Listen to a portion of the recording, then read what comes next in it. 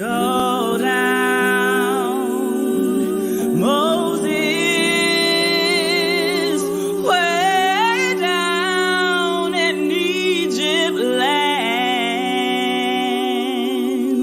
Tell old Pharaoh to let my people go.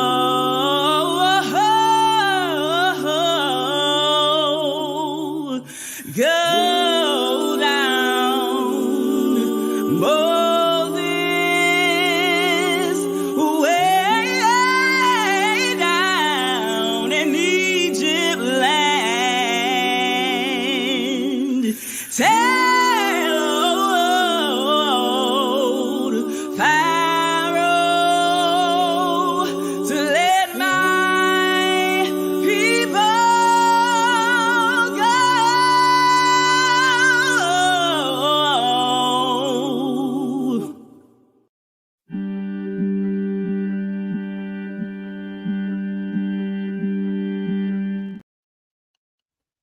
What up, everybody? Y'all know who it is, man. Coming at you on a Saturday morning, man. First of all, a good Shabbat Shalom to everybody out there. Once again, it's your boy, the Kung Fu Hebrew Saul G, checking in with you again. If you didn't know who I was, then once again, I don't like to talk about myself, so I'll let somebody else tell you who I am. And my man, my brother, Kung Fu Fighting, Kung Fu Hebrew. Ho, ho, ho, ho, ho. Ha! Ho, ho, ho, ho, ho. Ha! And my man, my brother, Kung Fu Fighting, Kung Fu Hebrew. All right. So first thing I need to do is take all these videos off loop because they keep playing twice. Secondly, just like I said, I want to welcome everybody to 40 Days and 40 Nights, man. You know, this is my show where I like to get into things. Before I get the show started, man, I always want to show love, man, to one of the sponsors of all my programming that I do. I see I got some people checking in with me this morning. I want to go ahead and acknowledge it. Feel like a family affair this morning. So first of all, man, shout out to Pops checking in with me, man. So I would just like to say, man, I think it's perfect that my dad is checking in right now, man, because I want to read the scripture to you real quick. Matthew 7, right?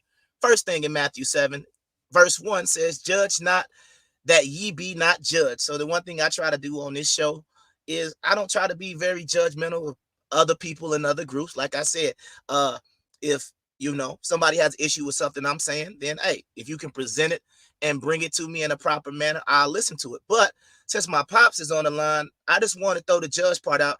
But this is the part that I want to focus on. 7:15, right? And it says, beware of false prophets, which come to you in sheep clothing, but inwardly they are ravening wolves. Ye shall know them by their fruits. And it says, do men gather grapes of thorn or figs or thistles? Even so, every good tree bringeth forth good fruit, but a corrupt tree bringeth forth evil fruit. And I just wanted to start the lesson this morning because like I said, that would mean my father is a good tree because I'm here, right?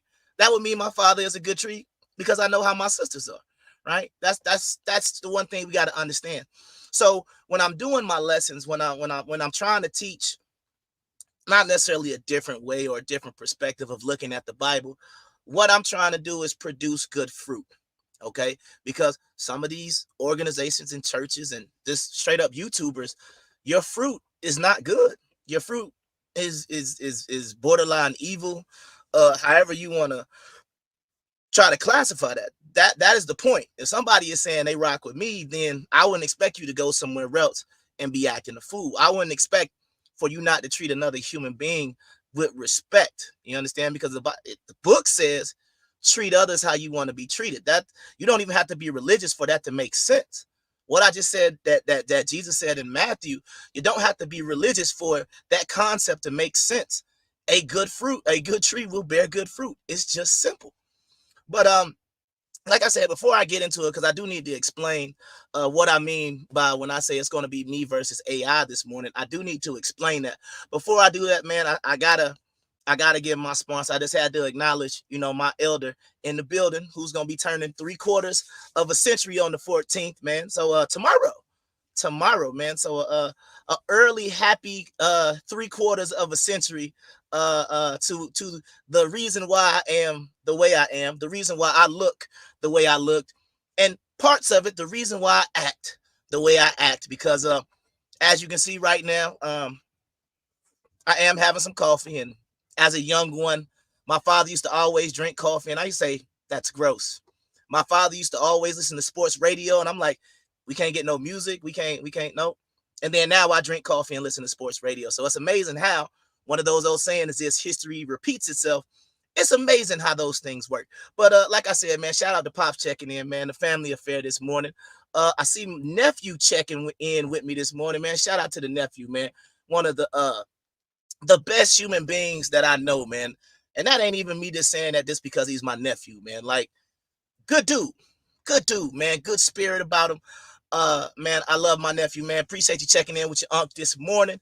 But as I've been trying to do for the last one, man, because y'all got peoples in the building this morning, let me go ahead and like I said, once again, thank my sponsor, which is going to be Southern Fusion Bistro. Once again, family affair. This is my blood cousin's restaurant down there in Jonesboro, Georgia.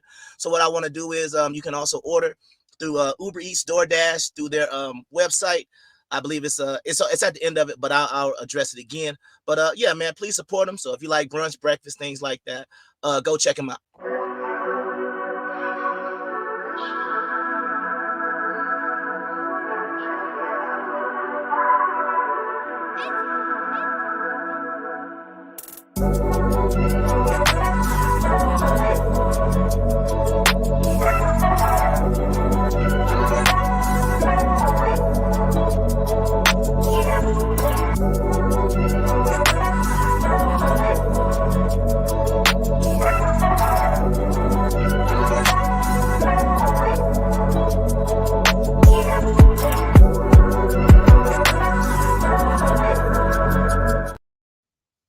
All right, so everybody out there who's paying attention, who's watching right now, make sure you hit that like button. If you are subscribed to the channel, I need for you to go into your notifications, right? It's probably set to personalize. You need to go up and click all. I don't go live that much. I don't spam your inbox with a whole bunch of extra stuff. So it's okay to just go ahead and click all. So that way, every time I go live, you'll get a notification an hour, 30 minutes early. So that way, you know, you can check in with me.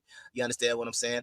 I see. Once again, been there. The food is always hot and fresh and so good. So there you go.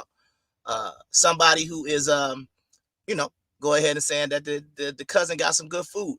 But what I want to talk about this morning is some of the things that I've been going over. And a lot of times, right, when people get on the internet, they just say wild things. And what I mean by wild is, I've already talked to you about how my thoughts on the Bible. There's some wild things that happen in the Bible. We got to be able to be honest and think about, like, some of the stories.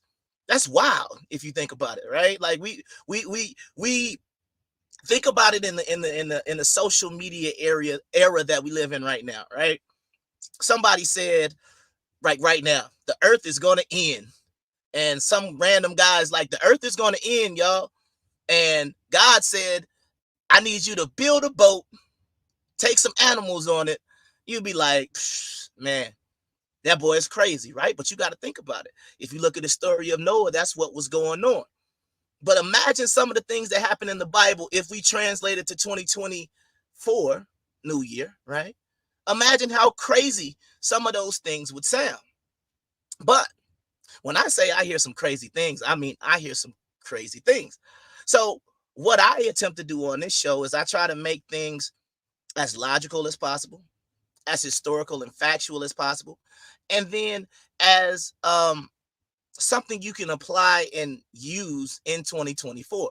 Because whether or not you want to argue about different things, right? When you come on this show, I've addressed certain things, right? I've already talked about the Black Hebrews plenty of times. I've already addressed the table of nations and things like that, right? So I've talked about where biblically, where the Bible will tell you certain people, all these type of things. And I've walked you up from a historical perspective about what I believe I can prove. But the reason why I'm doing this show today is because, once again, things like AI exist. And to be honest with you, AI makes it very easy to verify or check or do anything, because Anything I say can be verified or checked by AI very, very simply. So what I'm going to do is that's why I said it's the Kung Fu Hebrew versus AI today. If there was something that I said that was incorrect, or if there is something that I believe that just doesn't quite match up, or if you saw me on another platform and you said, oh my God, what did he say? How did he think this? Da, da, da, da. You got to understand certain things. And I'm also going to call people not out, but I'm going to name names today because once again, a lot of times people listen with deaf ears. And if you're listening with deaf ears, right, you're going to automatically associate. It's like if you see somebody with tattoos or something like that, you might automatically say, oh, I bet that person's been to prison. That's not how it works. You have to take each individual on their own merit, okay? So that's what we're about to get into today. So if I said it, trust me, I have done what you want to call the research. I've looked into it. I've read the books. I've listened to different things. I've got different opinions from different places, right? Because once again, if I mentioned anybody's name on here, now all of a sudden you want to affiliate me. No, if you deal with scholarship, then you have to cite your sources. So if I'm telling you, this is my idea, it's mine. If I heard it somewhere and I said, dang, that's good, I got to give credit where I gave it to, where I got it from. Otherwise, that would be dishonest scholarship. Why would I do that? But people on YouTube will do it all the time, right? Some people could like what me and my boy Birdie do on our show. And somebody comes and watches our show and be like, oh, I like how they do their podcast.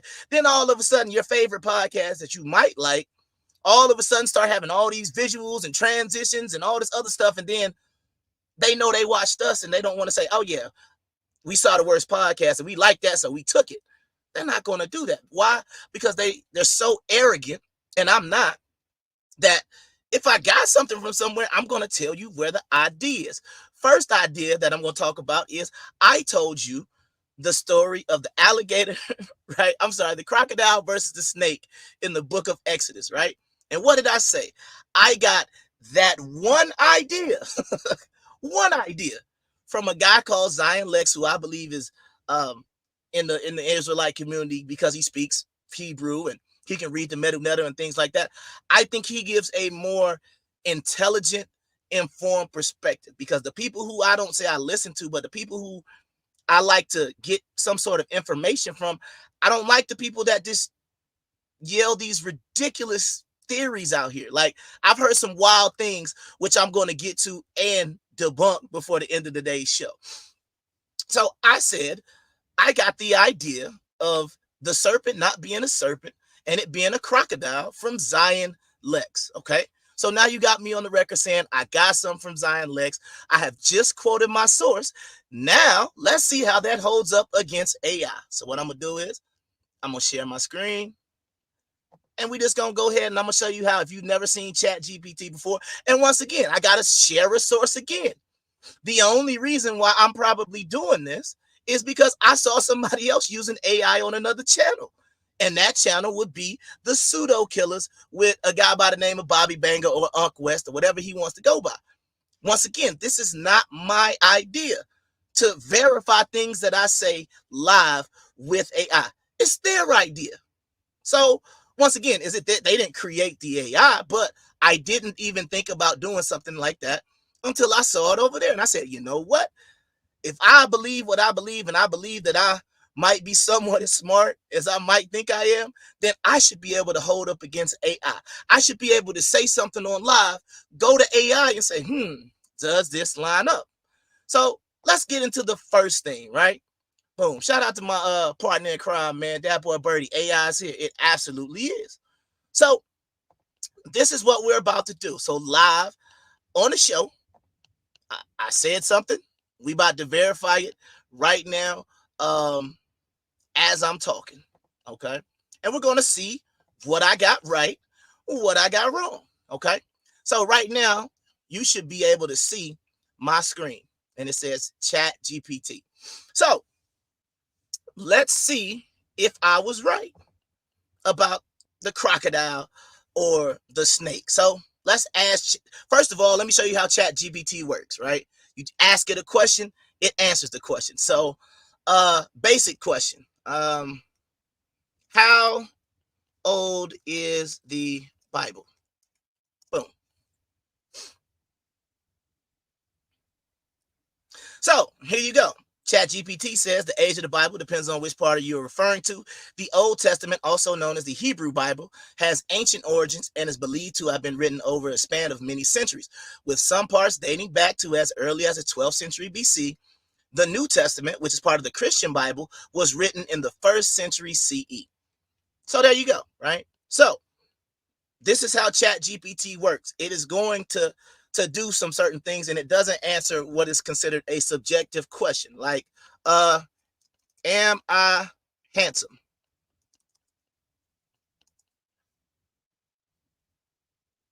I don't have the capability to see or evaluate physical appearance. Beauty is subjective. So once again, it can't answer subjective questions that, of course, is artificial intelligence. So it can only answer what is in its database, but I feel like that's pretty accurate.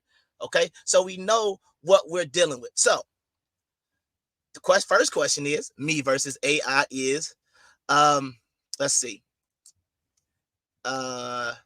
in the book of Exodus, what is the Hebrew word for the creature? Got to be able to spell now too. For the creature that, come on now, in the book of, wait, hold on, in the book, I don't know why I went back there, but there we go. What is the word for the creature? Aaron's, yeah, what 12th grade typewriter course is coming in handy right now if I can type better. What's the word for the creature? Aaron's rod. Oh my god. See, look, this is when it gets annoying, when your mouse want to keep moving over. Aaron's rod turns into. Okay, so ChatGPT says in the book of Exodus, Aaron's rod turns into a tannin. In Hebrew, the term tannin is often translated as serpent or snake in English. This event in Exodus 7:10, verse 12, right? So boom, we got that. So simple question. Wait, hold on. How do you say crocodile in Hebrew? So there we go. So once again, did I tell you that this is going to be something extra super important? Is your life going to be determined on it? No. All I am doing is establishing why I think the way I think, why I say the things that I say, and why I do the things that I do. So if I'm going to say it was a crocodile, then boom, this is the reason why I can say it was a crocodile. And then I can give you another meaning and try to get you to look at it a little different. Whether or not it's a snake or a crocodile, it is not going to change your faith, your belief system, anything beyond that. Just showing you what we're talking about. So that was something else that I had to do. So while I was on this show called The Pseudo Killers, I was challenged by the good brother Unc West, and he stated that there are no, or something to the effect of, there are no Hebrew text, or there are no texts, biblically speaking, before the 6th century CE. I disagree. So let's see who was right. Are there any biblical text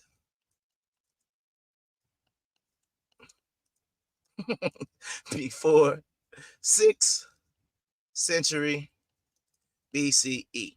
Boom.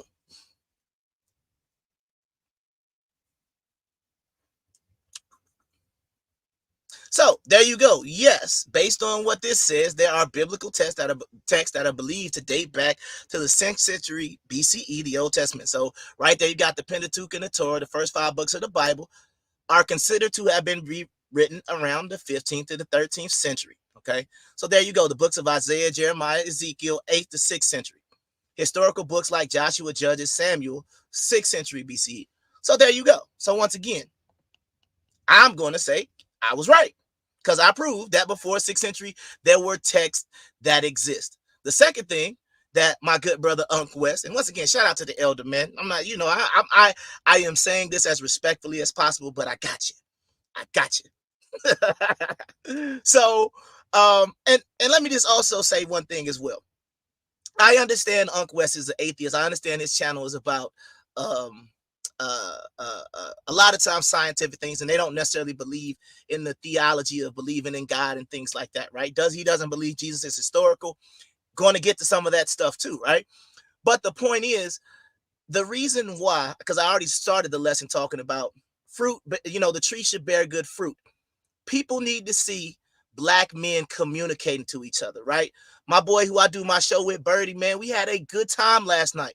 I am the college educated corporate America type, whatever. He is the street, he's been to prison a couple of times, tattoos and all that other stuff, right? But you need to see two black men who don't judge each other. When he comes at me talking to me about aliens, I don't know, man, but I don't look at him as being stupid or inferior to me. I just say, hey, he's coming from a different perspective. So you need to see, especially black men, communicating like that, because just because we don't agree on everything doesn't mean that there has to be all of this tension. The same way when I go over there, you need to see somebody who calls himself a Hebrew, who believes in the Bible, have a conversation with someone who calls himself the black atheist. And when we talk, it's love going back and forth. It's not animosity. I'm not yelling and screaming. I'm not trying to convert him, while he is trying to get me off of my square. But at the same time, you have to be able to, that's why I call myself the Kung Fu Hebrew, because I have to anticipate what he's going to say. Like, he asked me a question about, do I believe Adam and Eve are real? And I was like, well, it depends on which way. But if you want to say, can I prove it historically? No, right? Because if I say, yes, I believe in Adam and Eve, now I got to prove it. You see what I'm saying? How can I prove the first human beings existed when you can't even tell me from an evolutionary theory who was the first human being? You could tell me where a group of them were, but you're asking me to do something that science can't do, so I'm not going to play that game. If you ask me if Noah's Ark is real, you're going to say, where's the archaeological evidence? So I got to say, no. Historically speaking, I can't prove that it is. You understand what I'm saying? So that is the way the conversation has to go. Or the Israelites God's chosen people, right? I know where you're going with it. If I say yes, right now, well, if they are, then why do we live in the conditions we live in? You see what I'm saying? They're always trying to, like, a gotcha moment. But see, if you beat them to the punch, right, then it's like we can have a conversation. I can learn something for you, because if I sit here and I start trying to defend things that I know on certain platforms I cannot defend, then all of a sudden everything goes off track. And now I'm trying to get scripture and verse to try to defend something biblically with science. And sometimes that's just not going to work. Okay. So I've already proven 2 points. Third point that me and this brother, he said there was only one temple, right? Said there was only one temple, because I asked him, what are you talking about? First temple period, second temple period. He said there was only one temple. So let's ask ChatGPT, how many temples were built in Israel?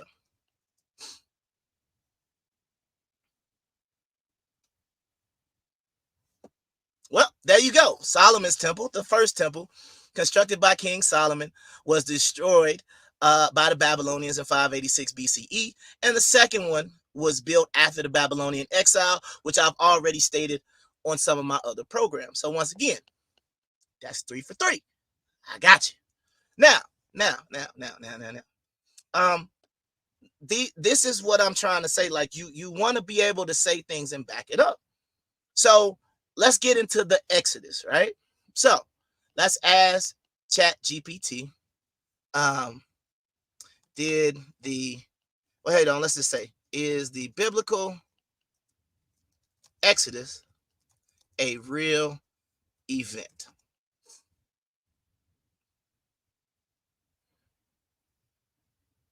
So it says that it's still under debate among scholars and historians. It says the Exodus described in the Bible, particularly in the book of Moses, we know what happens. It says there is limited archaeological and historical evidence directly supporting the biblical account. There we go. Directly supporting the biblical account. So what did I do? If I can't get it directly, I got to try to piece together things, right? Because I'm going to show you something that isn't debated. And that's the reason why I like bringing up Egypt, because once again, these people left receipts. The Israelites or the Hebrews or whoever else really didn't. So now I got to start going to my knowledge. So I'm going to ask the question before I put it in Chat GPT to see if I'm correct. So the question is, who was the first pharaoh of Egypt? My answer is going to be Pharaoh Menes, or Narmer as he was called. Who was the first pharaoh of Egypt?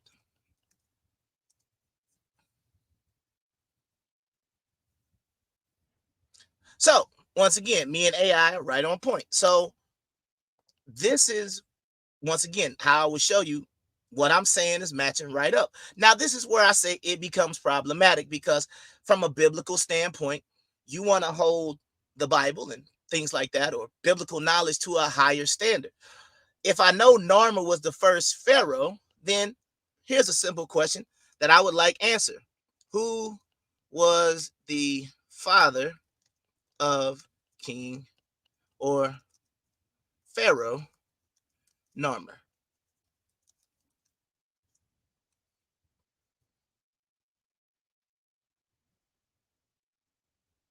Okay, so it says the identity of Pharaoh is not definitively known. There's limited historical evidence. A theory suggests that Aha, also known as Hor Aha, may have been the father of Narmer. Aha is considered by some Egyptologists to be Narmer's predecessor and the first ruler of the first dynasty of Egypt. So once again, there you go. We're going to use AI to try to give us a solid foundation of what we're talking about, right? So I once again, you want definitive things if we're talking biblically, but we can even go into Egypt where they say that theory suggests who the father is, right? So let's see. So I already addressed. I also talked to him about, because some people say the Bible is a bunch of fairy tales and it can't be used as historical information, right? So I mentioned that what do I believe can be historically proven? I started with Moses, but I'm going to skip Moses and go down to the kings. So I will say, was King, let's see, was King Jeroboam, wait, I think Jeroboam, my bad, Jeroboam, a real person? So right there, Chat GPT says, yes, King Jeroboam was a real historical figure mentioned in the Bible. All right. It is the first king of the northern kingdom of Israel after the kingdom split in two, following the reign of King Solomon. Okay. So once again, let's see what time frame we're talking about. When did King Jeroboam reign, if he's a historical figure? So first, there it is. The King Jeroboam is believed to have reigned around the 10th century BCE. According to biblical accounts, Jeroboam's reign began in the division of the United Kingdom. Some place it around 931 BCE, and he ruled for approximately 22 years. So once again, what I am doing is placing historical events within the Bible, and I'm having AI confirm what I'm saying or call me wrong. A good brother who I'm going to say the brother does not know how to properly communicate. I'm not going to say his name, but he knows who he is, right? I don't believe he's in the chat because, once again, there's one thing that I notice about some of these people on the internet. They talk real big behind a golden retriever profile. You know, they talk real big behind a fake name or whatever the case may be, right? But when you invite them, or if you ask them to come speak, or if you have a problem or issue, or you would like to even debate on something, right? Come on, put yourself on camera, expose yourself the way I am, because look, you can see my face up here. You're just an invisible person out there. But I would like to address some of the things that he said, right? So now I'm going to address some of the things that he talked about. Now, I said that the Amarna letters could be used. Keyword, could be. Because what is Chat GPT even saying? Words like believed, possibly, potentially. I can't speak in absolutes when I'm talking historically. I can speak in to the information that is most up to date. But if I speak in absolutes and then somebody goes and digs up some bones somewhere, then guess what? I'm wrong now. So if I say these are potential things, these are things that identify certain things, then that's where we're going. So once again, I'm going to say it again before I put it in Chat GPT. The first thing I said was the Ipuwer papyrus details some of the plagues that were talked about in the biblical Exodus. It doesn't talk about all 10. Doesn't talk about the frogs, doesn't talk about the hail, doesn't talk about all of those. I specifically said the blood. There's a lot of turmoil. People, there's death in this book. It talks about a time where there was darkness. That is what I said. I gave you 3 out of 10. You understand what I'm saying? Now, am I saying, there you go, now you got your proof? No, because scientists can't even do that. You understand what I'm saying? Scientists can't even piece all this stuff together to speak with such, in my opinion, arrogance about a historical fact. So let's see what Chat GPT says. What does the Ipuwer papyrus say?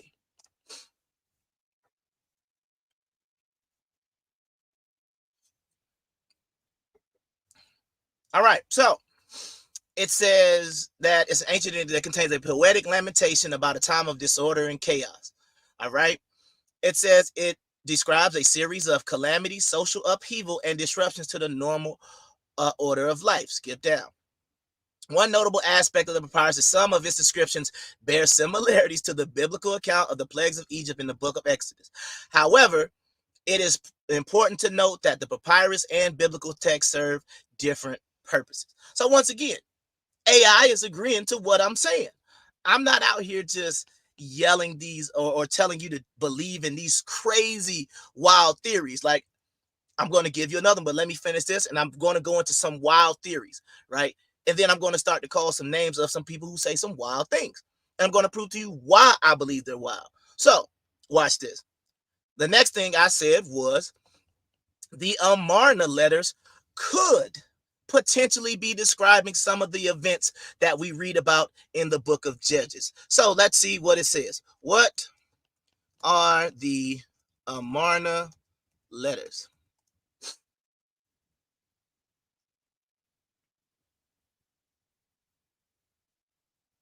Okay, so it says exactly what I said they are. They are diplomatic correspondence written on cuneiform, right? And it's basically talking about different powers who were going back and forth. These letters were died. You can read it on the screen. I'm not going to read all of it because, once again, this is what I'm talking about. The Amarna letters cover a wide range of topics, including requests, political advice, complaints about attacks or raid. So I said this is potentially an explanation of what's going on in Judges, because the term used is the Hapiru. So what I'm going to tell you, the Hapiru would be someone who was like a foreign invader or somebody who was not a native Canaanite. So let's just say, who were the Hapiru?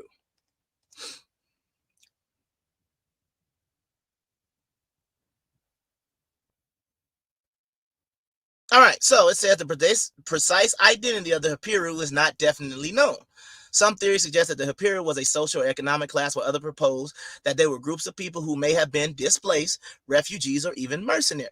In different contexts, it appears in a broad, somewhat generic sense, and it might encompass various marginalized or dispossessed groups. All right, it says the Hapiru are sometimes associated with the biblical term Hebrews, but it's essential to recognize that linguistic and cultural connections are speculative, right? So once again, that's the reason why I don't speak in exact. When I was talking about them, I said potentially. We have the book of Judges, right, which we already shown when that was written and when those things could have technically occurred. And then I'm giving you a king who is saying they are being attacked by a group called Hapiru. I'm also saying that we know, based on the biblical story, what just happened to the Israelites. They were displaced. They were dispossessed. Now, there's certain events that are adding up to give a potential explanation. But once again, I don't speak in absolutes. I don't do that. You're not going to get that over here. You're going to get, this is the best that I got. I'm not over here digging up bones. I'm not writing any books or anything like that. I'm getting the same information that you have access to. I'm just showing you, if you didn't know these things, this is a more intelligent way of looking at the book that we read. This is a more intelligent way of learning about the God that we claim to serve. This is what I'm doing. I'm not trying to give you no weird way of interpreting the Bible. So even like I said, when I say crocodiles versus serpents, I will still give you Hebrew words to explain why I think that. I will then give you a different look, interpretation of the river turning to blood based on what the story says. That's what I do.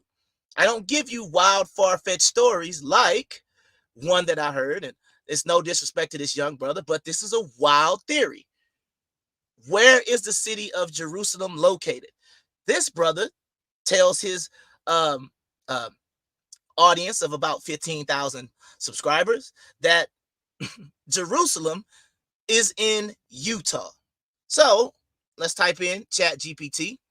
Where is the ancient city of Jerusalem located?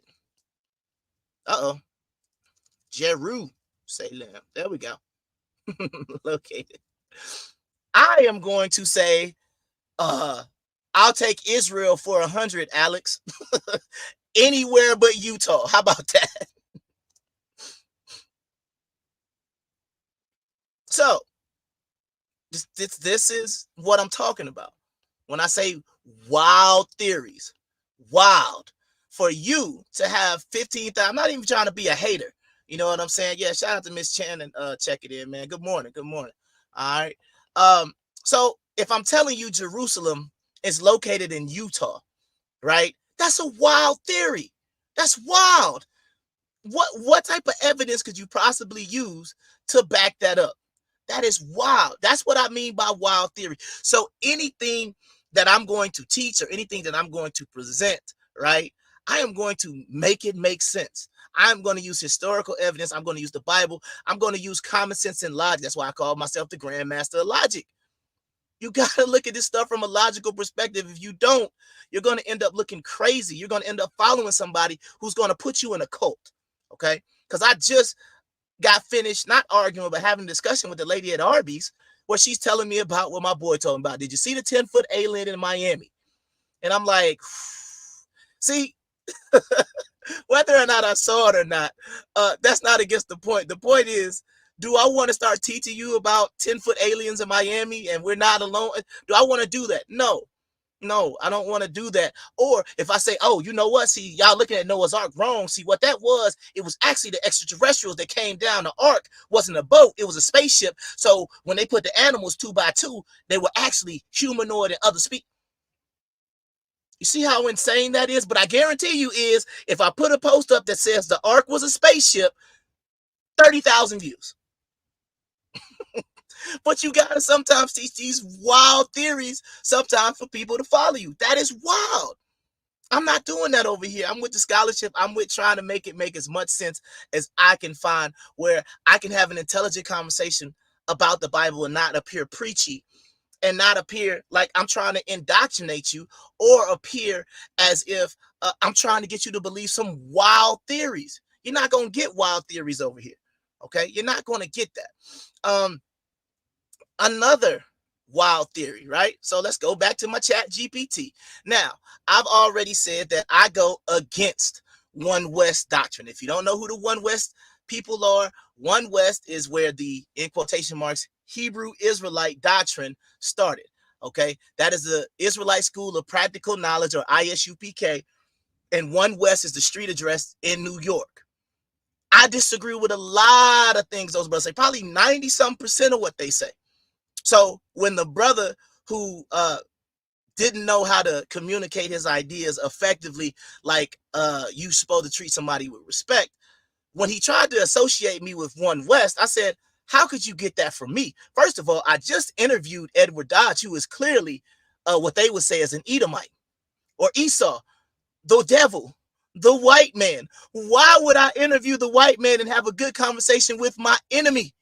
I will say it so I can be on record. I don't consider white people my enemy.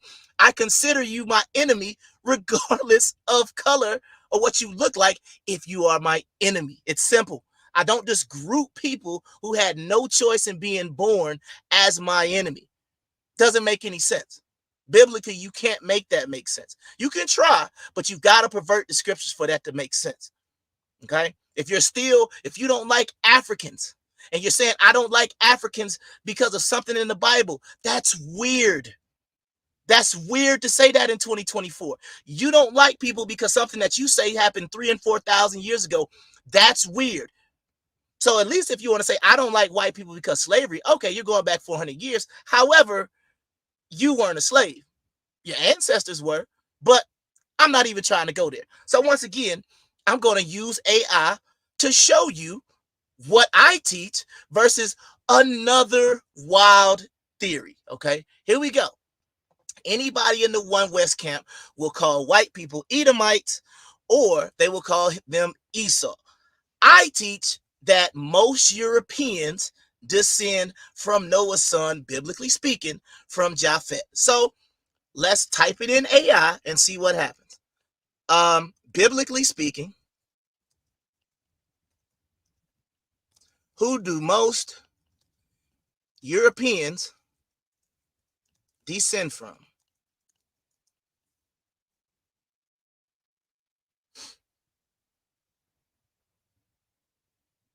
So if you look at it says the biblical narrative includes the descendants of various figures such as those from the line of Noah, Shem, Ham, and Japhet, or the descendants of Abraham. However, tracing the biblical genealogies to specific modern European groups is not a straightforward task. Okay, so let me see if I can ask it in a different way, because once again, dealing with AI, you got to make sure you ask the question as accurately as possible. So I will say, who does the Table of Nations say the European is?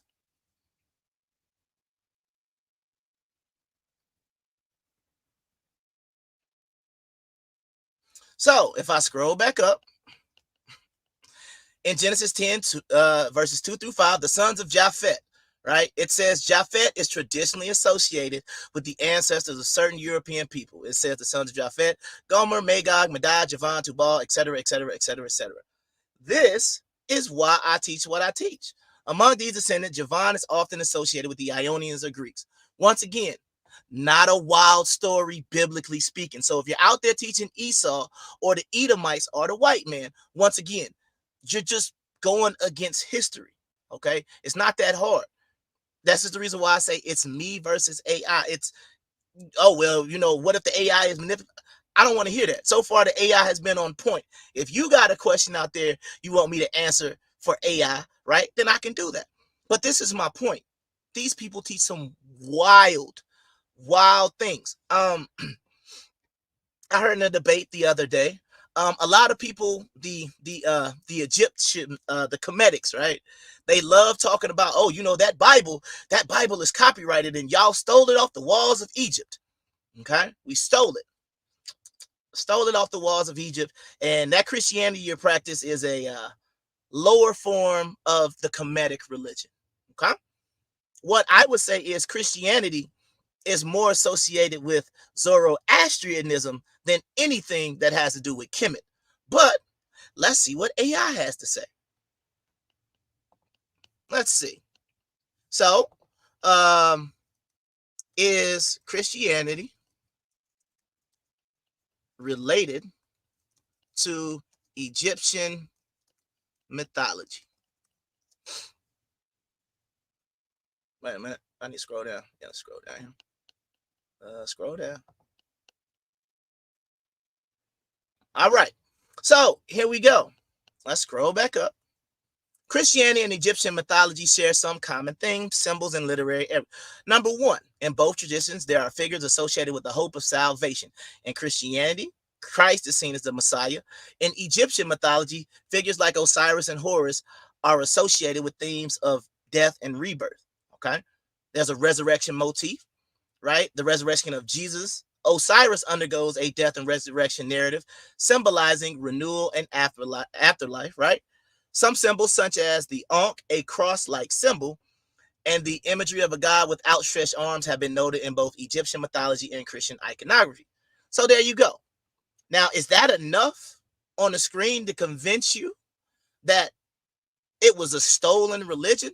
Well, let's see the death and resurrection story, just so we can see. Now, what does Christians believe? They believe that Christ was crucified, that he dies on the road and died, and on the third day he arose from the dead. So let's say, what is the resurrection story of Osiris? Wait, come on. See, this is where I gotta see. This is where I got my spell check. I know where oh, it's up there. Resurrection story. Story of Osiris.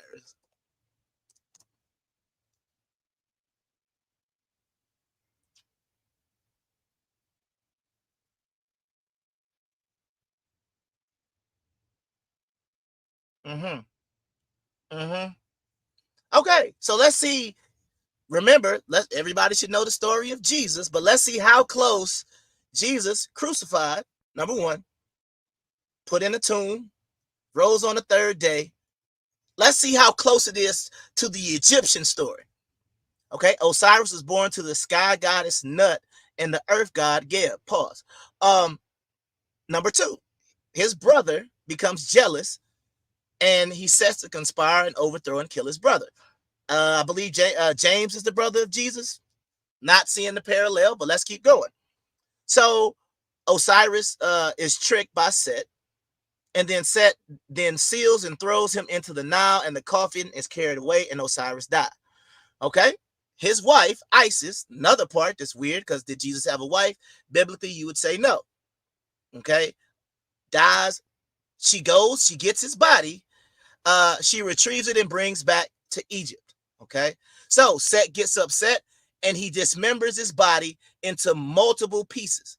All right, and the part that it left out is the one part that they could not find was his penis, and I'm about to put that up so ChatGPT can confirm that too, because it didn't put that in there. But she found all the body parts of Osiris except for the penis or the phallus, right?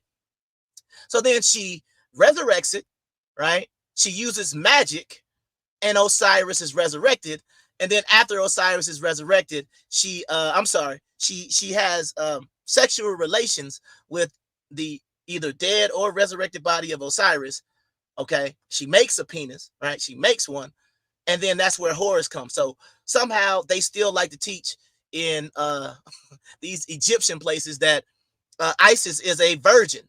Okay, so if Isis is a virgin, let me ask you a simple question, and I'm not even trying to get graphic here. But if she had sex with a penis, she's not a virgin. If we're talking about the virgin birth, because that's what most Christian theologies teach, right? So, oh man, shout out to one of the great new prophets of the world, man. Gizmo 101 is in the building, man. Shout out to my brother, man.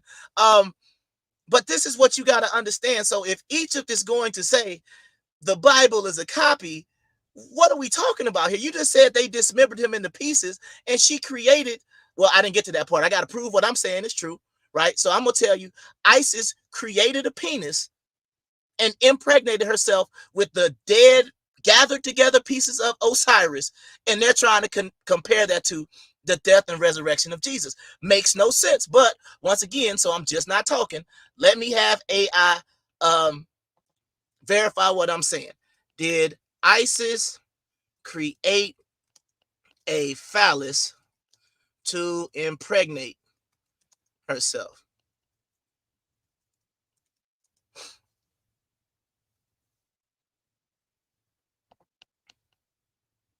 See, this content may violate our code. It says no, the mythological story of Isis Osiris does not involve Isis creating a phallus to impregnate herself. In the myth, after Osiris's death and dismemberment, she reassembles all his body parts, including his phallus. She then uses magic to conceive a child, Horus, who later becomes a significant figure. Well, you know what? There you go. So I was wrong, y'all. So once again, I'm not above saying I'm wrong, but once again, this is something that I heard, right? I heard about everything but the phallus. So if I'm wrong, I don't mind being wrong about Egypt, because once again, what I tell you, I'm not a Kemetic scholar. I don't pretend to be a Kemetic scholar, right? So regardless, what did it say? She took the dead body of Osiris and she used magic to impregnate herself. So once again, if you think that sounds like what most Christians believe in the death and resurrection, I don't know what we're talking about. What else do we have to talk about? I'm trying to think some other things that will be I consider why. I already talked about the guy who said that Jerusalem is in Utah. I've talked about some different things that you might hear out there. I've also used multiple artifacts, right? Like, so remember those black people, mostly in America, who like to say we come from Egypt, we come from ancient Egypt, and all these different things. Let's see if AI can help us figure this stuff out, right? So I showed you an artifact of King Tut's sandals. So I'm going to ask AI a question. Who was depicted on King Tut's sandals?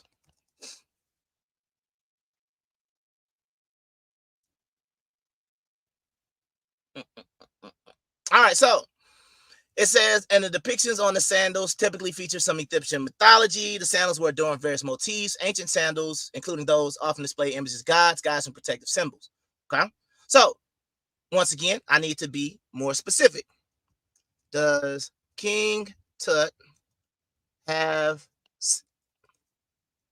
sandals with his enemies on it?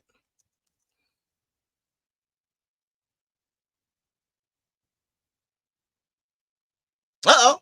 See, once again, I never present myself to be an evidence, but says no, there's no historical or his evidence or historical record indicating that King Tut had sandals depicting his enemies. The articles found in his tomb, including his sandals, generally do that. Do I want to keep asking AI, or can I admit that I was wrong twice about Egypt? Let me see. Let's see if I can ask another question. King Tut has canes or walking. Wait, hold on. Who are depicted on King Tut's walking sticks?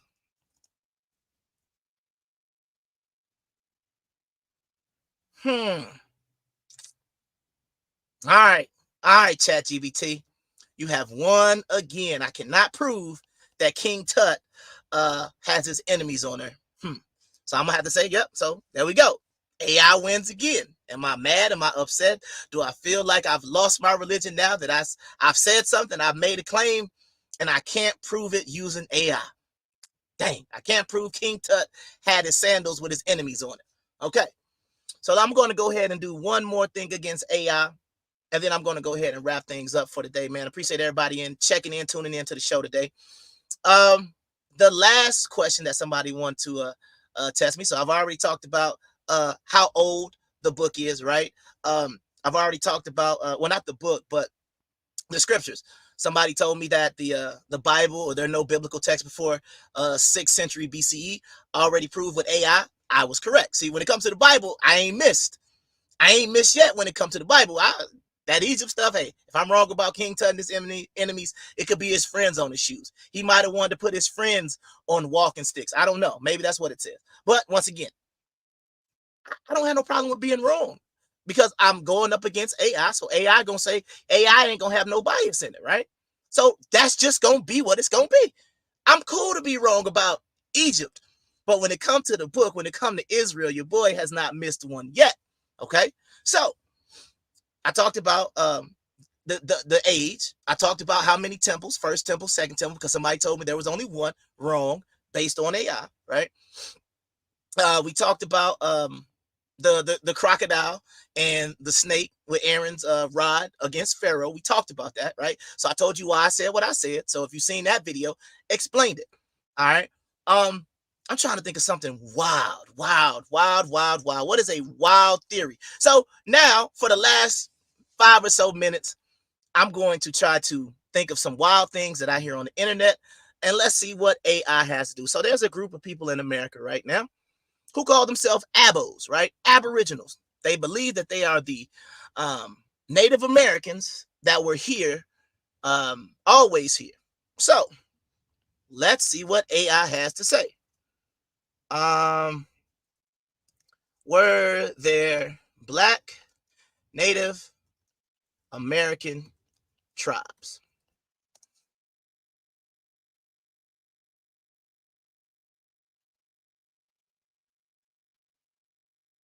Huh.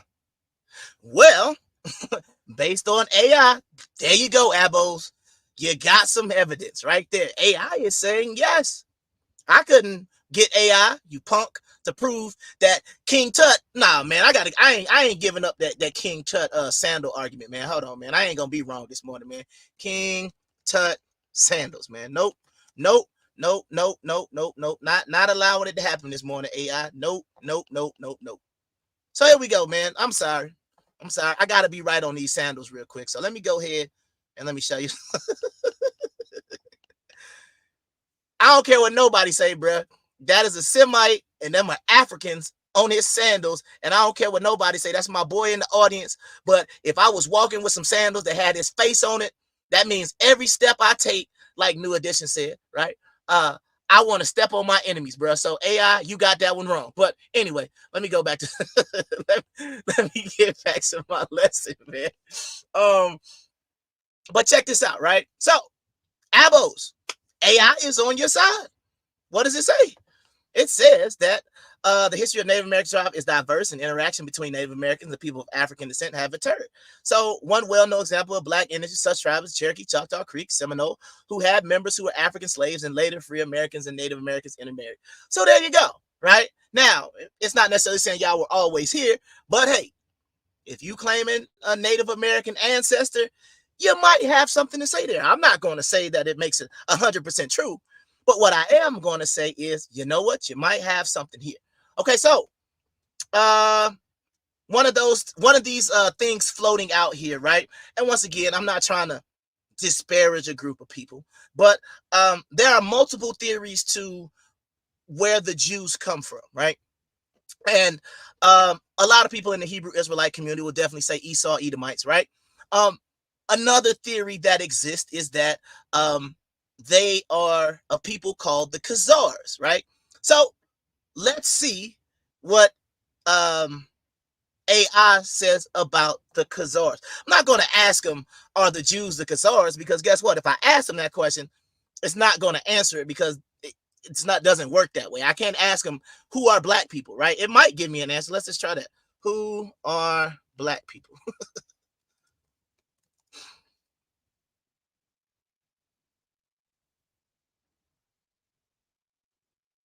All right, so it says that generally refers to individuals who are part of a racial ethnic group with dark skin, often associated with sub-Saharan ancestry. However, it is central to note the concept of race is a social construct. So at that point, I can just stop.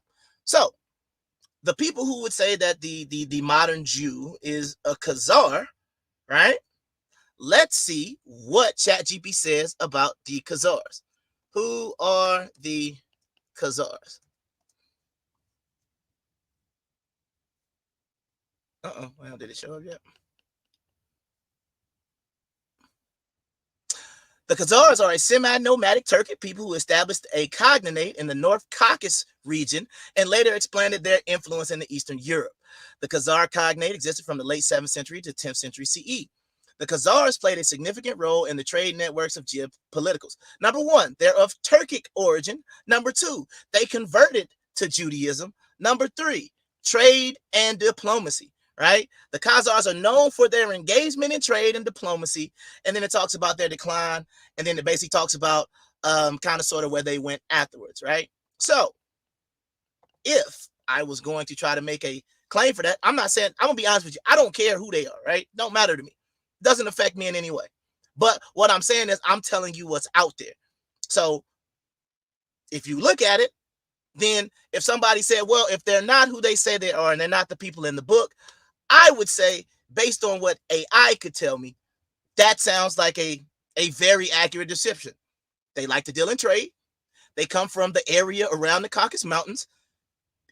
Historically, it shows they converted to Judaism over, what, 1,000 years ago, right? So we get to even see the transmission of how they could have gotten a hold of some things, right? So am I saying that's what it is? Have I ever talked about who I believe these people?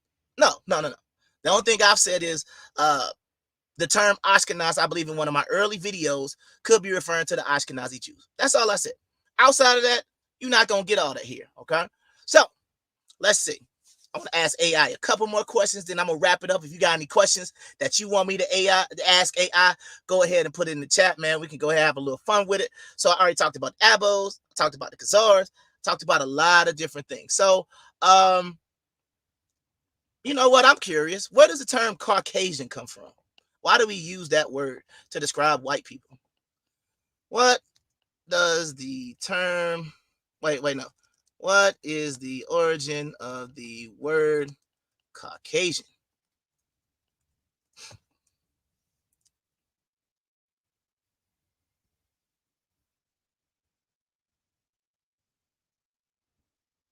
All right, so apparently, there was a German, what did it say? Is it an archaeologist? What did it say? A German, is it anthropologist? What was he?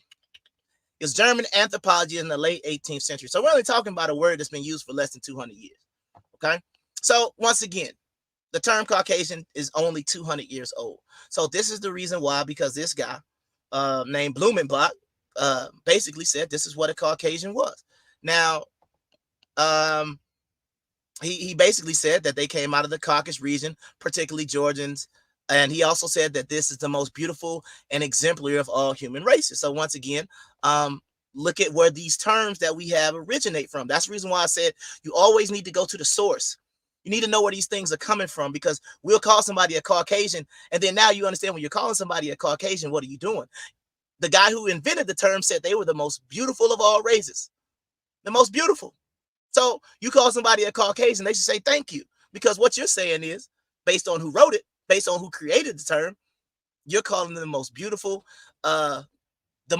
being on the planet. Okay, so that's what I'm saying. You need to know where these terms that sometimes we get associated with, sometimes we like to use, and some people say, oh yeah, we call them Caucasians because they come out of the Caucasus Mountains. It's not what that said. It said right there in plain day that he believed that they were the most beautiful.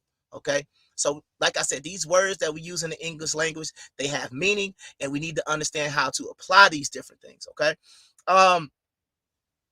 okay, he said, ask the chat, do you have to get baptized in water for salvation? Good question.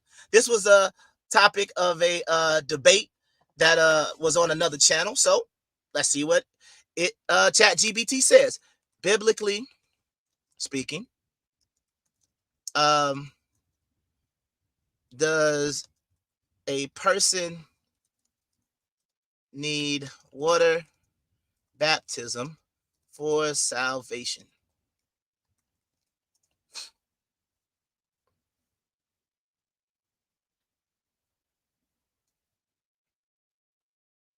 All right, so it says some Christian denominations believe in baptismal regeneration. This perspective holds that baptism is a sacrament through which a person is regenerated or born again. Other denominations emphasize faith in Jesus Christ as the primary factor for salvation, or the symbolic or ordinance view. Some Christian denominations view baptism as an ordinance or symbolic act.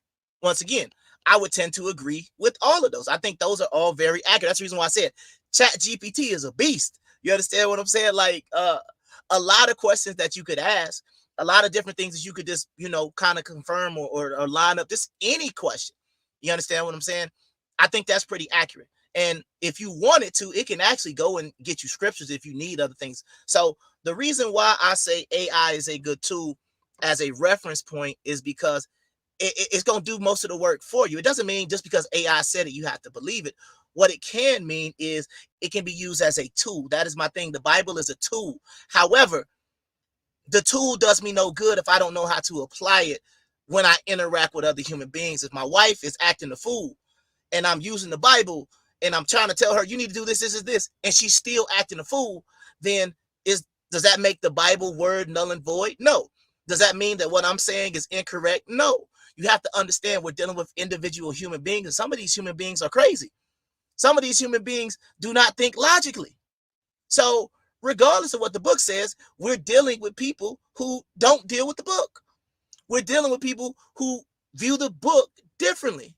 So we have to be Chat GPT ain't going let's see, Chat GPT.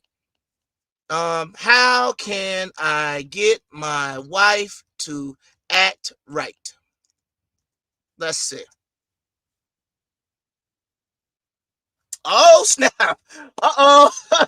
Uh-oh.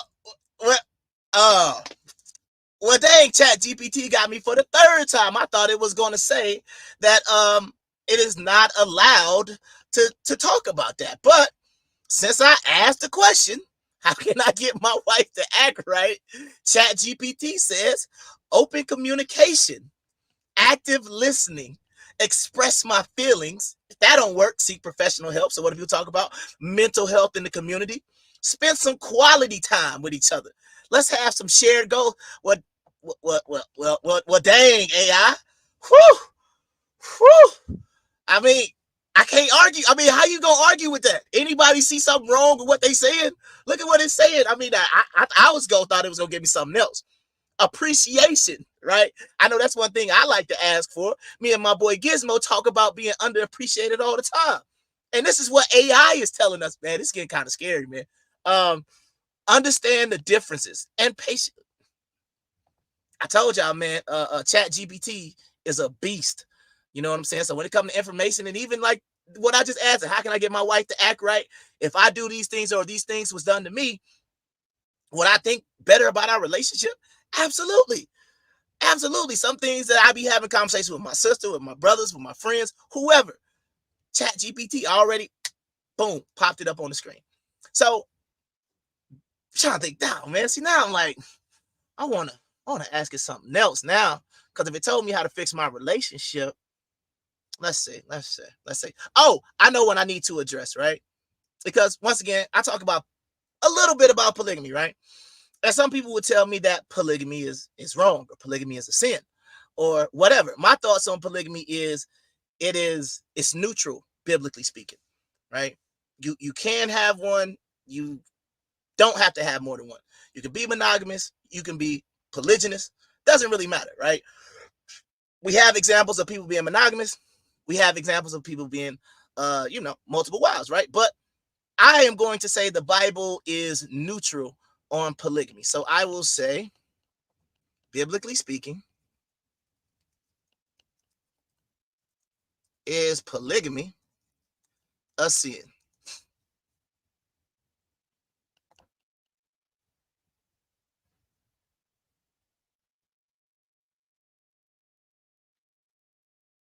All right, so it says the biblical perspective on polygamy is complex and interpretations vary among different traditions and denominations. In the Old Testament, the Hebrew scriptures, there are individuals that have multiple wives, and you know the names. Said while the Old Testament does document polygamous relationship, it does not explicitly endorse or condemn it. Okay. In the New Testament, with the teachings of Jesus, for example, in the Gospel of Matthew, Jesus refers to God's creation of one woman, one man, one woman, and that it should become one flesh after they leave their parents' house. Additionally, in the New Testament, for the church leaders, often include the requirement to have one wife, and they said that can be found in 1 Timothy 3:2 or Titus 1:6. It says, while many Christian denominations discourage or do not discourage or explicitly condemn polygamy based on their interpretation of biblical teaching, it's important to know that views on this matter can differ. Ultimately, the interpretation of biblical teachings on polygamy varies among Christian traditions, and individuals may seek guidance from their specific religious leaders and denominations on that matter. So once again, AI is man, I don't know, man. If one day we can find out a way to put the A, well, I ain't gonna say that, put the AI brain in some of these women, man, that would mm, mm, mm, mm. That would be great. That would be great, man. So I think I've answered a lot of questions today. I'm just trying to think, man. This AI is getting good, man. Let's see. I got a question. Let's see. Well, no, I ain't gonna ask it that. I'm trying to think. Any other questions in the chat? Any other thing y'all want me to ask them? Because I mean, my show ran a little over today. I appreciate the people that tapped in with me, that tuned in today. Because once again, I just want to be able to show these different things. So if I'm going to say something, I need to be able to back it up. And AI is right here for me to back it up. If I get something from someplace, I'm going to give credit from who I learned it from. Otherwise, I would be a dishonest scholar. I'd be a dishonest YouTuber. If I have my own individual thoughts and ideas, I would do it. All right, so Carl Gray asked me about, did I ask about the true Sabbath? So let's see what what AI says. So I will say, what day is the Sabbath? I believe that's good enough.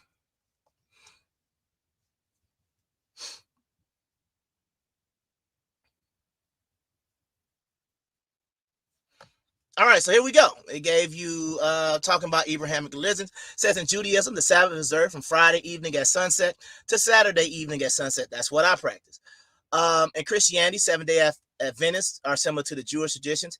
Most other Christian denominations observe Sunday as the day of worship and rest. In Islam, Friday is considered a special day for congregational prayers, known as whatever that says. While it is not considered a Sabbath, it is the same sense in Judaism or the Christian traditions. So right here you have Chat GPT. Oh, okay, well, he said I did once and man, chat danced around it. So I hope maybe that answered it for you. I don't know. I mean, it's separated by Judaism and Christianity, Carl. So hopefully, man, once again, shout out to Carl, man, one of the smartest, bright brothers I know. Let's see. He says, now ask if there's biblical justification for Sunday Sabbath. Okay. Is there a biblical justification for Sabbath on Sunday? Let's see. Okay, so it says for Sunday is primarily rooted in Christian traditions and interpretations of the New Testament. Unlike Judaism, which observes the Sabbath from Friday, many Christians shifted their primary day of worship and rest to Sunday. The practice is based on several biblical considerations. The resurrection happened on a Sunday. It says a key factor, they believe Jesus was resurrected on a Sunday, often referred to as the Lord's Day. Early Christian practice in the New Testament, there are indications that early Christian communities gather for worship on the first day of the week. For example, Acts 20:7 mentions the disciples coming together to break bread on the first day of the week. Once again, what's the first day of the week? Nowadays, I would consider the first day of the week Monday, not Sunday. And then it says there are instances in the New Testament where the first day of the week is mentioned in connection with Christian gatherings and activities. So it seems to be more about the the more of a Christian tradition than actually backing up biblically. But yeah, the brother Carl Gray, I'm gonna have to get with this brother because I need to advertise some great things he's doing with technology and helping people build their businesses. So just like I advertised my cousin's restaurant, I'm gonna make it a point to get with this brother this week, and I gotta get his business out there because that's what I'm about on this channel. I'm gonna promote my people, right? Don't charge him nothing. I made the video for my cousin. All I asked my cousin to do, send me over some plates. I don't charge him. I hope y'all go out there and support him. I don't have any dog in the fight. I don't have a Kung Fu Hebrew code. So every time you go over there, I get 10% of. No, I'm doing it because I want to be a blessing to other people because that's what it's about for me. Regardless of whether 10 people or 10,000 people watch my channel, that's never going to change because I want money from YouTube. Let me repeat it again. I want the YouTube money. Whether or not you want to cash at me or super chat me once that option becomes available, that is up to you. But if YouTube want to pay me for doing what I do and people want to come listen to me, and by listening to me, YouTube says, hey, here's a check, here's a check, here's a check. That's who I want the money from. I don't need the people's money. And if I can help the people get some money because now, based on my channel being elevated or whatever the case may be, more people can bring them some business. I'm not going to say, hey, Carl, you know, I sent you 10,000 people, man. What's up? You ain't going to hit your boy up? No, because why? You created a wonderful idea and you should be given full credit. The same way, just because somebody doesn't know about it doesn't mean I need credit. Why should I get credit for something he devised out of his own brain just because I'm sending people over to him? I need credit for sending the people. That's ridiculous. And I think sometimes we get too caught up in me. But what I tell you on this channel and what I tell you about myself, I'm not perfect.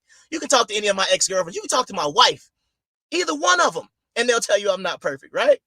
But what I'm trying to tell you is I am making the best attempt I can to use this book and to walk in it and to move in it every single day of my life. It doesn't mean that I'm perfect, right? Because that's what everybody says. Oh, if you're perfect, then you understand what I'm saying? Oh, I bet if I check your the history on your phone right now or your internet history, I bet I find some stuff. Probably would. I mean, what you want me to do? You want me to get up here and lie and say you might find something? On? Yeah, you're going to find some stuff. I don't have to explain why it is. I'm not up here justifying what you might find on my phone. But what I am saying is, if you ask me whether it was right or wrong, I would tell you, yeah, I was wrong for going to that site. But hey, you know what I'm saying? I'm in the truck a long time. That's all I can say. I have some moments. It is what it is, man. But once again, I'm not up here trying to have a holier than thou mentality. You understand what I'm saying? I'm not up here trying to do it. I'm saying that's what we should all be trying to focus for.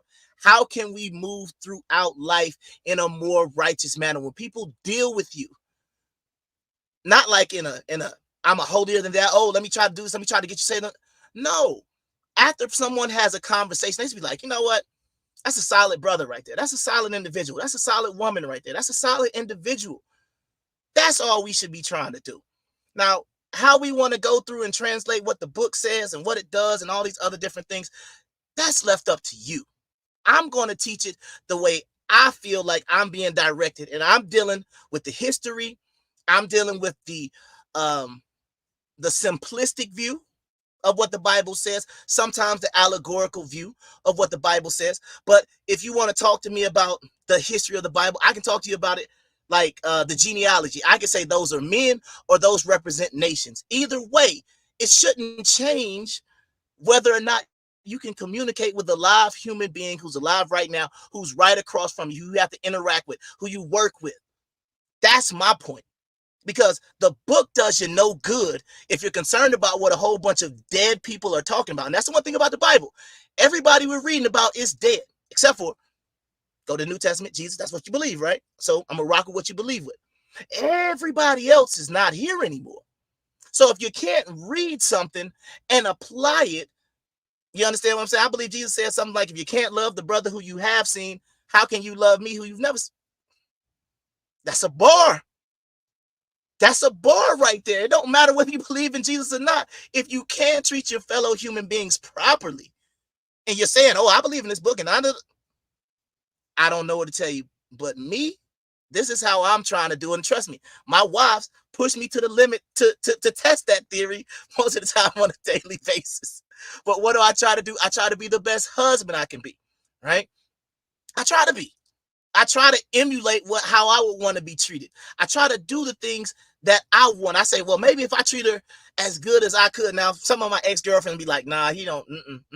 No, all you have to do is like, if I made it big, all y'all got to do to get all the dirt you want, just go straight on my Facebook and be like, yep, did you date? Is he really like? Nope, he's terrible.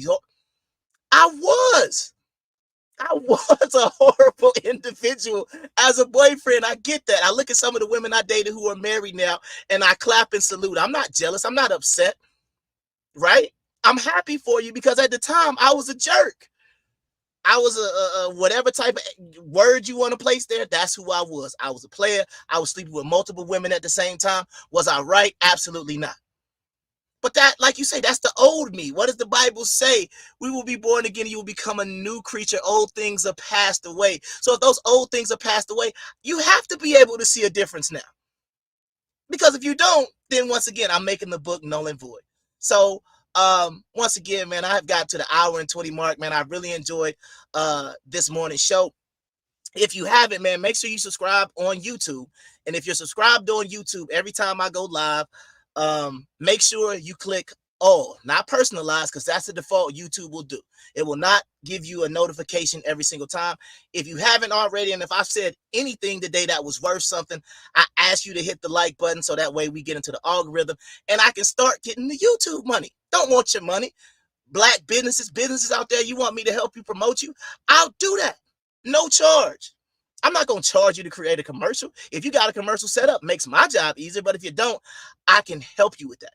No problem. No charge ever. What's the day? 1/13/2024. So if we come back next year, now I got 50,000 subscribers, 1,000 people in the chat, all that type of stuff, right? I'm getting that YouTube money, 15,000 views per show. Guess what? You still ain't going to pay nothing. That's what I'm telling you right now. I'm not going to elevate myself just so I can try to elevate my pockets. If I'm going to elevate my pockets, I'm going to do it by the work of my own hands, or I'm going to get it from the platform who you're spending time on this morning, which is YouTube. I want the YouTube money, not the people's money. So with that being said, man, I want to wish everybody out there. Oh, dang, before I go, I just saw my dog Gizmo say, ask AI, has the dietary laws changed? Let's see. Last question, then I'm gonna get up out of here. Have the dietary, well, hold on, let me see, biblical. Have the biblical dietary laws changed?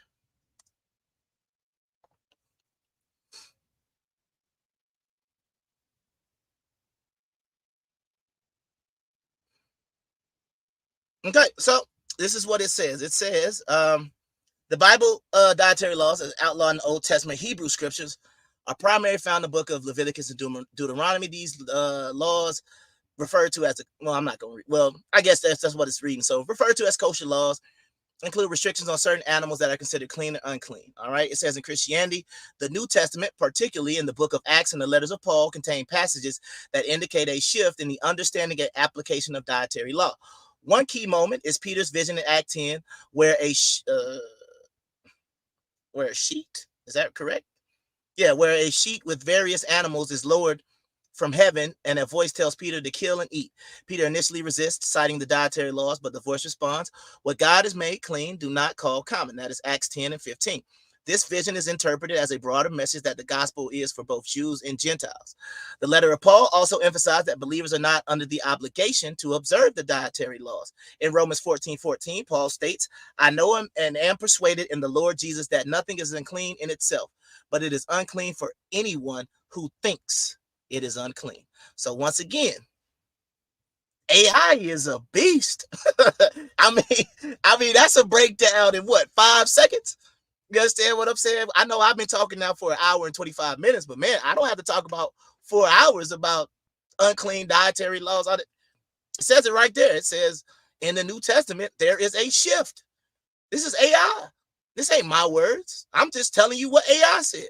So once again, I tell you most of the time on my channel, if you don't like something I'm saying, get mad at your Bible, get mad at history, get mad at artifacts, get mad at archaeology, get mad at anthropology, and now you can get mad at AI. Because AI said it, not me. But I agree with what it's saying. There is a shift in the New Testament that tells you that you are no longer under dietary guidelines. Now, however, once again, I'm going to say the same thing that I'm going to say. The food that you eat, the food that you consume. Now, if we want to talk about living righteously and things like that, yes, that is going to play a part in it. But once again, if you're, not eating pork and shrimp, but once again, you treat human beings like a piece of garbage, do you think the Most High is going to say, well, he didn't eat no ribs, but he didn't love his brother? Which one do you think is going to hold more weight? That's the way I would look at certain things, man. So, man, once again, shout out to everybody that is tapped in today. I do this show every Saturday. If you haven't already, had a great show last night. It is more of a secular show. It's called The Worst Podcast, man. You can find it right here on the channel. Me and my homie, Dat Boy Birdie, went in for about, it ain't going to feel like 2 hours. It's entertainment, right? So you got to understand, I do more than just, this is my scholarly, biblical, let's talk about how to live righteously. Last night, we having some fun. We talking about Cat Williams. We talking about Nick Saban out of Alabama. We talking about women, what we like, what we dislike about women. It's a way that, once again, you got to put your earmuffs up. It is for adults. It's his fault. It's my boy's fault. I don't be cursing and doing all that. But once again, he a grown man and he gonna talk the way he talk. I ain't like, hey man, you gotta watch the language because the kids. No. What I'm gonna tell you is, it's a good variety show. We also talked about TD Jakes and Diddy. So we do discuss a lot of different things, but we put a lot of hard work into the show. It's not just two people talking for an hour or so. We put a lot of work into the show to make it as entertaining as possible, informative. You know, he got a segment called Top Secret where he gonna talk about a 10-foot alien in Miami. He's gonna talk about the importance of numbers and gematria and all that stuff. Now, whether or not I rock with it doesn't matter. But what I'm saying is, I feel like on the show there is something for everybody. I reviewed Marvel's Echo on the show, so I just want to give my own thing. So if you haven't already, and you can find it. I think the link is in the one of the descriptions of on the channel. It's the Worst Podcast, W.O.R.S.E podcast on YouTube. So check us out over there, because honestly, man, I feel like, you got to take a break. So whether you're overly religious, whether you're overly political, whether you're overly into whatever, you got to take a break. So I would appreciate it if you would just, check out the show, man. We had a good time last night. And that's basically it, man. I appreciate everybody tuning in. This has been the Kung Fu Hebrew versus AI. Like I said, man, I took some lumps, man. I'm not perfect, y'all. I gave out some misinformation about King Tut and his sandals, y'all. I apologize. Man. I was wrong. So right now, so people who gonna eventually want to clip things, if I start to get into some debates later on, here we go, man. I was wrong about King Tut's sandals. I could not get ChatGPT to agree with me no matter what way I typed it in. Couldn't get him to agree with me. So ChatGPT, you won about 2 rounds, but when it came to the Bible, and shout out to the pseudo killers once again. Unc, you need to watch this show. I got you. I got you on them 4 points, brother. I got you. So I'm not pseudo. And whenever you're ready to do a little bit more sparring, brother, in love, we can go ahead and do that. And that's what I'm trying to bring, man. I don't care who I have on this channel. I could maybe have somebody like Captain Zariak on the channel one day. Even if me and this brother disagree, I guarantee you we will have a good conversation. And it won't be disrespectful, because we need to learn how to communicate people who disagree with us, right? Because this is what we complain about with white people, right? You don't understand me, so you don't know how to talk to me. You disrespect me just because you don't like me, just because you don't like what I say. That's not how we're supposed to communicate with people. If you have a differences of agreement, hey, explain that to me. Walk me through it. Hey, you want to talk about evolution? Walk me through evolution. What do you mean? What do you mean? What is evolution? Okay. So you telling me that the polar bear came from the brown bear, and what happened was when the polar bear got too far north, eventually his kids started coming out white, because if you're a brown bear surrounded by ice, then the prey, it could see you. Makes sense. Makes sense. Now, if you want to tell me that it happened millions of years ago, then this is what I'll end the show on. I'll say, look, if you want to tell me the Earth is 13 point whatever billion, wait, hold on. Ain't no point in even guessing. AI, real quick. How old is the Earth?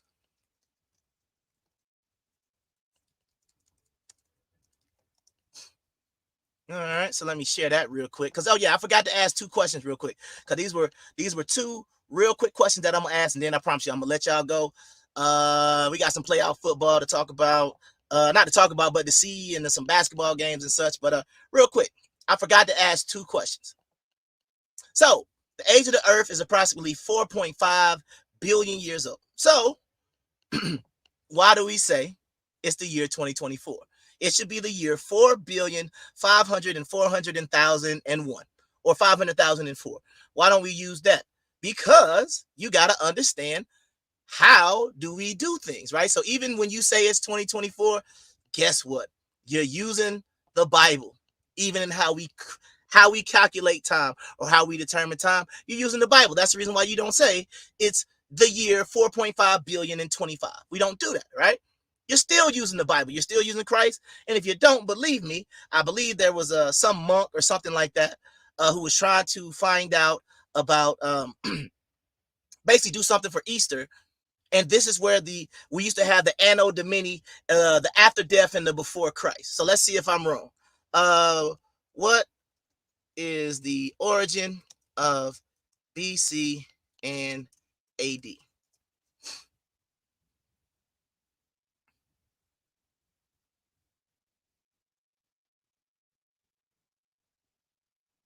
So the traditional system of dating history with the birth of Jesus as the central point gained prominence in the Middle Ages and was popularized by the Venerable Bede, an English monk and historian in the 8th century.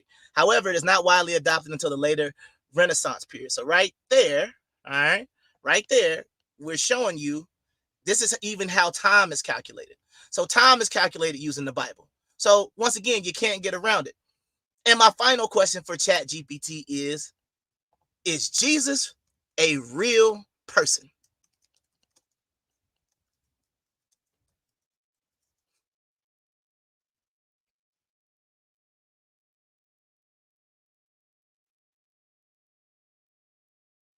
So what do we got? It says, this is AI, not me. So the people who say Jesus is not a historical person, the historical existence of Jesus is widely accepted among scholars and historians, both religious and secular. While the details of his life and the accounts of his deeds are primarily found in religious texts, there is a consensus among historians that a historical figure named Jesus of Nazareth lived in the 1st century CE. Several historical sources, including writings from ancient historians and references in non-Christian texts, provide indirect evidence of Jesus' existence. Some key points include Roman historians Tacitus and Suetonius writings in the 1st and 2nd centuries, Jewish historian Josephus, who I talk about all the time if you watch the show, were made in the late, even though I think the one that Josephus made in the Antiquities of the Jew was added on later. That's just my opinion right there. So once again, based on the AI, Jesus is real. The kings of Israel are historical. From Jeroboam, when it splits from the northern to the southern kingdoms, AI said that was proper. It didn't confirm the Exodus, right? But once again, I didn't ask enough questions. But once again, this is why I say what I say. I was using historical evidence to try to build a case for the Exodus. If I just ask it, did the Exodus occur historically, it's going to say no. That makes sense. Okay, so that's what AI says. So even Jesus is real. So if everybody who rocks with Jesus, Yeshua, Yahweh, whatever you want to call him, the Messiah, the Mashiach, if you rock with him, AI says Jesus is real. And it gave you the receipts for why. Now, it doesn't necessarily say that what's read about in the Bible is correct. But once again, fight with AI on whether or not Jesus is real. But once again, man, I've been the Kung Fu Hebrew, the Grandmaster of Logic. And if you forgot who I was, let me remind you one last time before I go. And my man, my brother, Kung Fu Fighting, Kung Fu Hebrew. Ho, ho, ho, ho, ha! Ho, ho, ho, ho, ha! So, man, on that note, man, Shabbat Shalom, man. Y'all have a blessed weekend and see y'all next week.